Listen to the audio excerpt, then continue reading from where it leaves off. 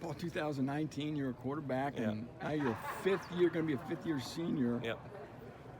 One of the key members of the tight end crew. Just real quick, I know I always ask you, but just that journey you've traveled, and are you surprised where you're at right now at this new spot? I am surprised. If you would have told me back then, I was at 190 pounds. If you told me back then, I'd be probably, one of the top tight ends and one of the top guys for the team, one of the leaders of the team at 255 pounds. Even with playing experience, I'd probably think you're crazy. So it's been a pretty good ride. Obviously, I'd be a liar if I told you it was easy.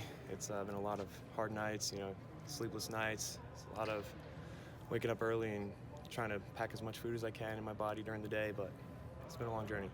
Because of Garrett's situation last year, you got some meaningful minutes. Just how much does that help with confidence, with kind of understanding things going into transitioning into a new coaching staff? Yeah, obviously, Garrett's a great tight end, and it was kind of hurtful for the team that he went down, but I was able to get some good minutes off of that. And going into this year, I think if we both get in with both great playing experience, I think it'll be a pretty good duo because, Garrett's a menace out there, and hopefully I can match that level as well. And this new coaching staff, I think, is going to be pretty good for both me and Garrett. You kind of saw what Payne did, obviously going to the NFL now. Just what do you take from him as you step into even more of a leadership role? We try to take the standard from him because he set kind of the goal and the standard level for tight end for Purdue football. And so it was really good to have him because now we could see that benchmark, really. We got to get to that or surpass it. It's going to be very difficult to surpass it, but it's definitely good to have a benchmark and know where the standard's at. So if we're not meeting it, we got to change something. How are tight ends utilized in this offense? Tight ends are utilized, just like every other offense mainly, but I feel like we're going to be used more down the field threats. We're going to be used more as a mismatch, but we're also going to be down, in the trenches, inserting for backers. We're going to be playing on some 4-eyes. We're going to be playing on some DNs, but we're also going to be matched with some safety. So really excited for this new offense. Any report on Max Clare or Charlie Kenrich or Drew Bibb or any of the other tight ends? Yeah, they're both all three of them are really great players, and they're getting a lot of good minutes in spring practice, and I think we can get them right up to speed. I think they'll be on the field this year because all three of them are really athletic.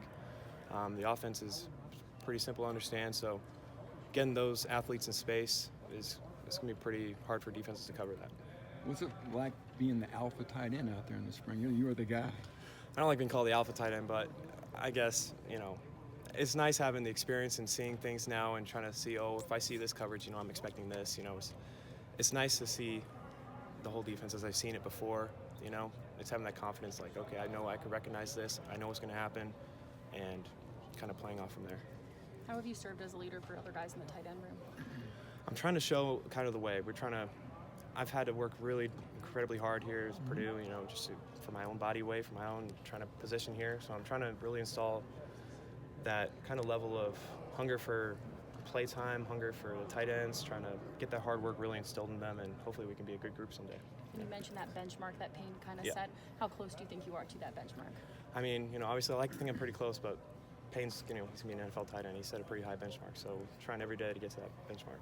As a former quarterback, you can speak to this. When Aiden dropped back, he wasn't taking off. He was going to sit in the pocket and throw. I think Hudson's a little bit different. So how do you adapt to maybe a guy that's a dual threat a little bit? I would say probably, if the play's not over till it's over. Obviously, Aiden could sling that ball like nobody else, but Hudson definitely adds that level of athleticism, and just because I'm covered or just because he's sitting back there a little while doesn't mean that it's necessarily the play's over. I could probably get open, and maybe he can scramble out, extend the play a little bit, and maybe even launch it downfield. So definitely the extension of the play is going to be a little bit different, but I'm really excited for him. Are you still an engineer? Yeah, I'm MET still. Hopefully I'm graduating this May, hopefully.